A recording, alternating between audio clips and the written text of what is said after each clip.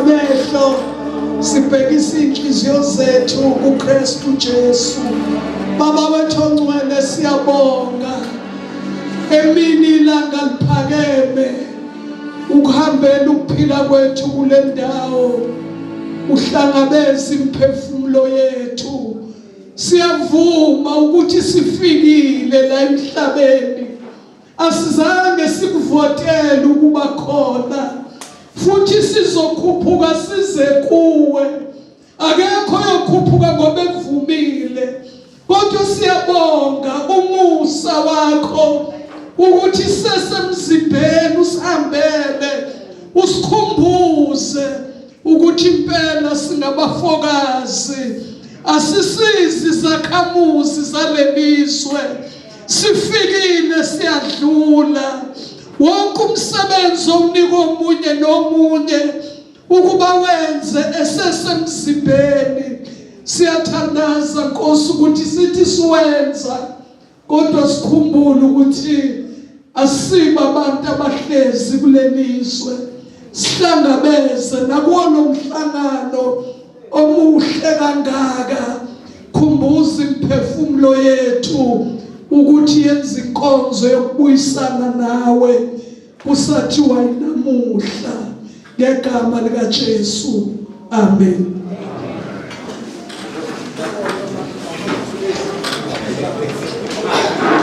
Unamazwi amafushane ngibingelela zonke izikhulu. Ngicela uxolo ukuthi angeke ngikwazi ukuyichana ngendlela yakhona, kodwa nje ngicela ukusho ukuthi ngiyayibingelela zonke izikhulu. Ngiyabingelela bonke abantu. Ngibone kubhalwe lapha ephepheni kuthiwa yini SANTACO. Kusho ukuthi-ke ngiyawubingelela lo mhlangano negama elihle kanjalo. Ngibamba isikhathi ngibonga uJesu ukuthi angenzele umusa nami ngibe ingxenye yalo mhlangano omuhle kangaka. Ngicela sithole izwi leNkosi bese siyathandaza ngisuke la egameni likaJesu. Ukhona amazwi asencwadini yevangeli ngokukaJohane isahluko sika-8. Ukhona amazwi lapho kuvesi number 31 athi khona uJesu wathi kubaJuda abasebekholiwe nguye. uJesu-ke wathi kubo, uma nimi ezwini lami ningabafundi bami isibili. Uvesi 32 uthi niyakulazi iqiniso, neqiniso liyakunikhulula. Cela ukwaphinda lawo mazwi, wanothe enhlizweni yakho, wanothe kwi-cellphone yakho, wanothe emphefumulweni wakho. Amazwi athi niyakulazi iqiniso, iqiniso liyakunikhulula. uTimotheo wokuqala isahluko sesibili ukhona futhi amazwi kusuka kuvesi number 3 athi, lokhu kuhle kuyabongeka emehlweni kaNkulunkulu umsindisi wethu, othanda ukuba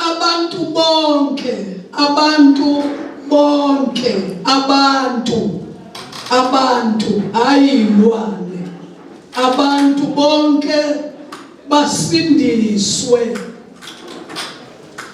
bafinyelele ekulazini iqiniso.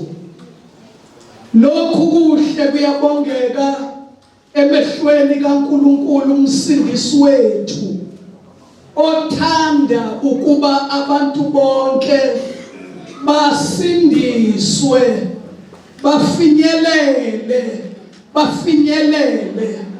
bafinyelele ekulazini iqiniso ngokuba munye uNkulunkulu munye nomlamleli phakathi kukaNkulunkulu nabantu umuntu uKristu Jesu owazinikela abe inhlawulo yabo bonke kube ngubufakazi besikhathi esiyiso.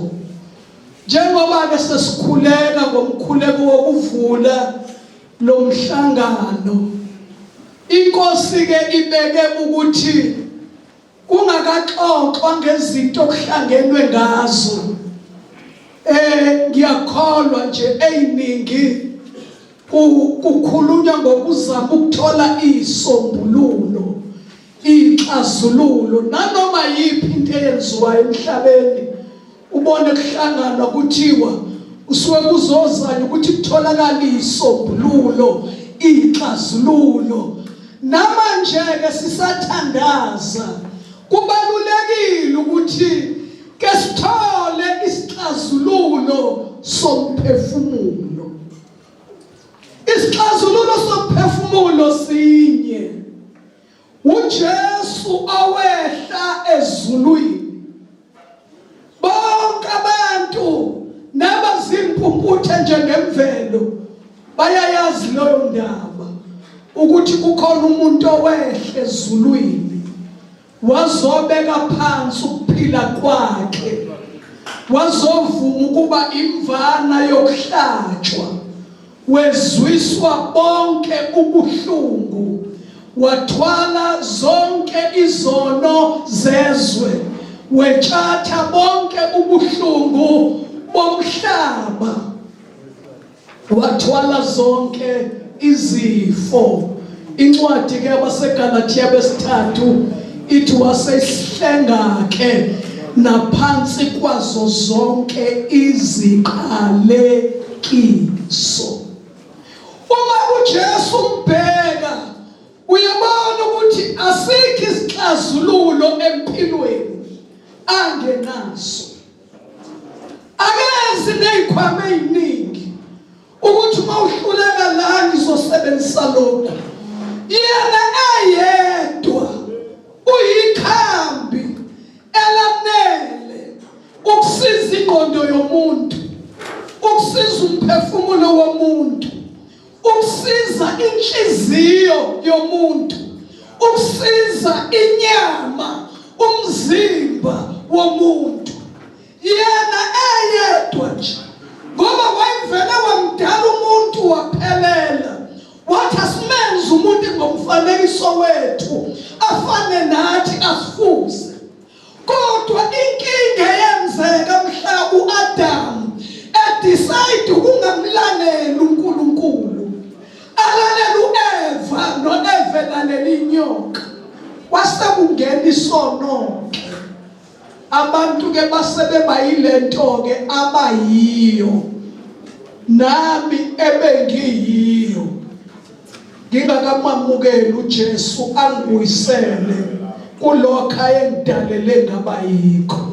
Bangakufakaza abaningi ukuthi emveni kokuboshwa amandla esono sigcwala amanga, sigcwala ubuqili, sigcwala ukungathembeki, sifunda ukunyathela unembeza, noma ngakhuluma thini simnyathele, mhlambe ngamagunya athile. Kodwa mawamukela uJesu oyisixazululo sempilo, ukukhulula kuzo zonke lezo zinto. Sesiyemthandazweni uJesu othi ngithanda, hayi abantu bangisontele. Akukuhle lokho, akukuhle emehlweni kaNkulunkulu ukuthi abantu bagijima umhlaba bamsontele, bamsontele, bamsontele. Uthi uthanda uthokoziswa ukuthi abantu bonke noma usotaphi kodwa finyelela la usindiswa khona, ukhululwa khona kulamaketango esono, ufinyelele kumazilo uJesu. Uthi ke lokhu kuhle kuyabongeka emehlweni kaNkulunkulu umsindisi wethu. Iyakholwa ukuthi bazalwane kuyo yonke imihlangano eniyoba nayo, kodwa ngeke nithole isixazululo. Isixazululo uJesu othi uma usindiswa ubusufinyelele kulazini iqiniso. Ukuhlangana noJesu kukunika ukuqonda ukuthi ungubani. Uma uyindoda ungubani? Ngiyambuza abanye abantu abangobaba benamanga, beyiqonyelo, beyilalela ama-in, beyivukela ama-out, beyilalela ama-out, beyivukela ama-in, basha yonke into enamanga. Uma kuxoxa naloba ukumbuza ukuthi ngoba unomfazi uney'ngane, unabafana, uzojabula yini uma umfana wakho avela afane nawe nje, abe namanga afana nakayise? Uyothokoza na? Uyojabula yini wena mama njengoba uqobo nomakhopheni norolon namasiphathayi ukuthi indodakazi yakho ivele ifane nawe njengoshelele?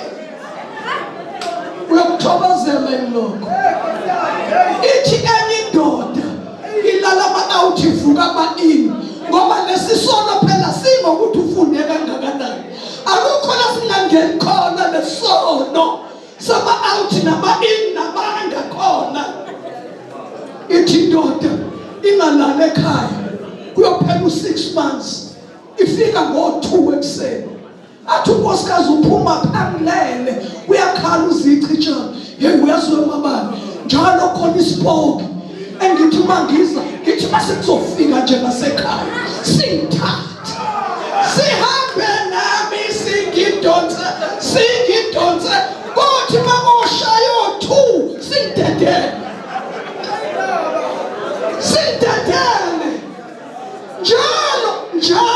Njalo kanti kunomfelokazi okhona ngaphesheya, uyenako yilesi sipoki. Ngelinye ilanga inkosikazi yathi ake ngikuphuzise isobho liphekileyo. Yavele yadecide nje ukuthi ingalali ekhaya, kodwa iye kubo la izalwa khona. Ifike kubo, bathi awuhamba nelithi hayi ngizohamba ekuseni. Awukathi ngizohamba ekuseni.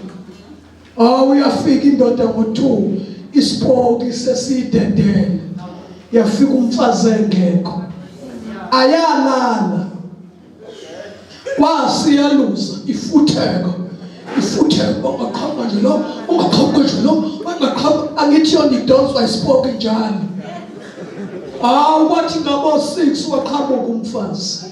Yathi usokhuluma kahle, uphumaphi? Wathi umfazi ayehlisa umoya, le ndaba ifuna uyilalele kahle. Lesi sipoki phela baba, lesi esidonsa nami samabizolo sahamba nami sikudedela khona manje. Hayi phela amadoda ayazazi ukuthi akusikhwele afana noNkulunkulu. Basho ukuthi yazi kahle ukuthi isipoki suke siyithathile iqonye umfelokazi. Angithi umfelokazi mayibamba indoda yomuntu akayidedela, uyishaya ngesipiliyoni sendoda yakhe nendoda yafa, ayibambe ngathi manje uvayisi. Washo ukuthi bakhulumile basipoki yazi kahle. Yothi indoda hayi asikhulumeni into ephilayo. Yathi kwathi umfazi ngisho yona ephilayo, ngithi isipoki lesi esithatha njalo sithathile nami. Hlala phansi masibani, tshela iqiniso. Mina sikho isipoki esingithathayo. Mina ngalingeka, mina ngiqonye umasibani njengoba wafa indoda yakhe. Mina ngalingeka, ngitshela iqiniso wena. Isiphi lesipoki esingithathile? Wathi umfazi bengivele ngithathwa ngasiphoki nje bengifuna kufike la kodwa ungixoxele undodani mawunje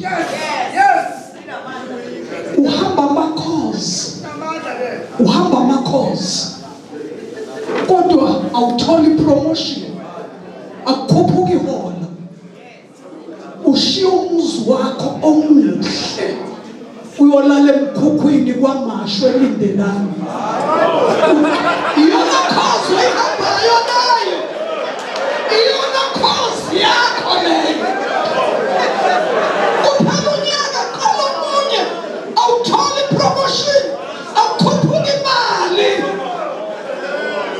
kodwa ihamba le cause ngicela ukukubuza ukuthi uyofanele uyisiboshwa sikaNembeza selifike ekuthini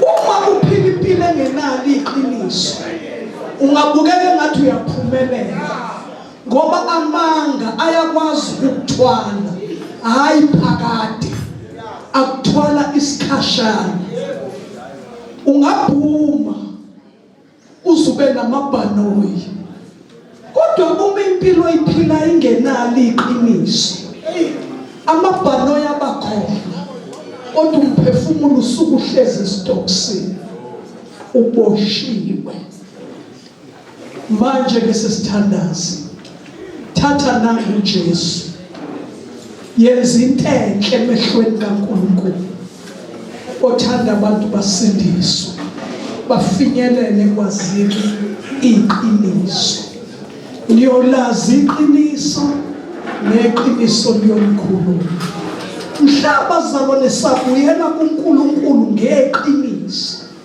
sizokwazi iqiniso andikube kufika enkululekweni yabantu akho madoda la ayolokho exabanisa abantu besifazane bebulalana begwazana bebanga indoda ngoba amadoda azobe sefinyelele eqinisweni akukho ukuphakaniso kuzolokhu kukhuzwa ngoba umuntu uzobe sefinyelele eqinisweni akukho ukuphinga kwabafazi bethatha imali zamadoda bebusisa amashenge kuhlakazeka ingane ngoba ingane zinesikhwele makuqoma umama kufubaba usuku ukwazi ingane ngomkhonto obhibhayo iyaphela yonke isokusiqinisa and the truth shall set you free asivala amehlo sithandaze sikhuleke ungashaya ngathi izinto ezilungile umiyeke umngani wakho lwenibrashana naye eceleni ngelinye ilanga kuzohlangana ngawe kanje ulele ngomqolo ngiyakunxusa kulomhlangano omuhle kangaka lungisa indaba yakho noJesu usathiwa namhlanje lingakashoni ilanga la uyakhona ngeke ube usomatekisi cha ngiyaxoxa bazalwane noma unawo 100 uma nje sekuphuma umuntu la ngaphakathi obe kungaseyiwona wakho nemali okade uyiqongelela unjalo umuntu obekela ifa lasemhlabeni kanti akavumanga ukukhululwa komphefumulo wakhe ekubhujisweni beka isandla sakhe esifubeni sakho ke uyithobe kube kanye ngeqiniso awumkhulu ukwedlula umdali wakho awumkhulu ukwedlula uJesu owabeka phansi ukuphila kwakhe inkosi lungisa indaba yakho noNkulunkulu ngoJesu namhlanje nizolazi iqiniso neqiniso lizonikhulula ngicela ubaba Madlala azokhuleka siyabonga baba wakamnjani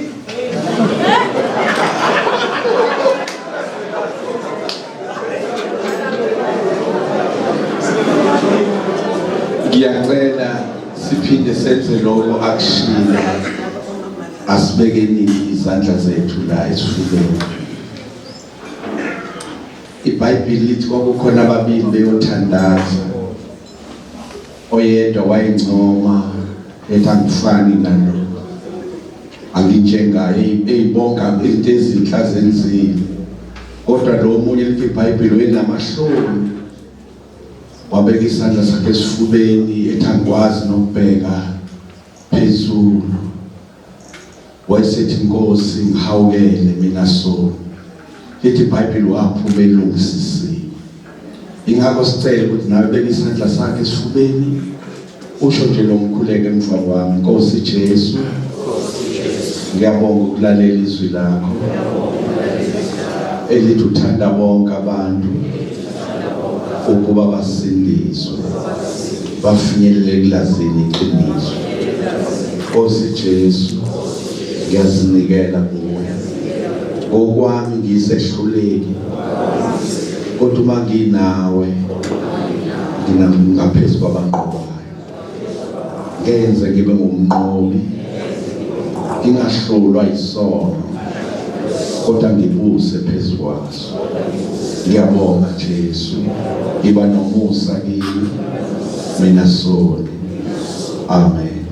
Baba wethu ogcwele ngegama lika Jesu waseNazaretha sikunika udumo ngalomhlangano weSANTACO siyabonga baba sikhulekela nonondaba ombekile njengosihlalo wawo qhubeka moyingcwele ukumela udumo lwegama lakho naba abantwana bakho bathwala umphakathi siyabakhulekela Jesu sikhulekela izimpi moyingcwele ezibakhona izwi lakho lithe masifika kuwe Jesu ukuqhula imkhonto yenziwe moyingcwele amakhuba zonke izikhali zokuhlasela ziyashintshwa zingabe zisabe zokuhlasela kodwa kube ngizikhali zokwakha ngegama lika Jesu omvusile kwabafile ibusise lenhlangano ube kanye naye bonke abaphakathi kuyo ubanika umoya wokumesaba uNkulunkulu baphile ngecebo lakho sibongile konke osenzele kona babusise besaqhubeka ngoKristu Jesu umgcobileyo amen.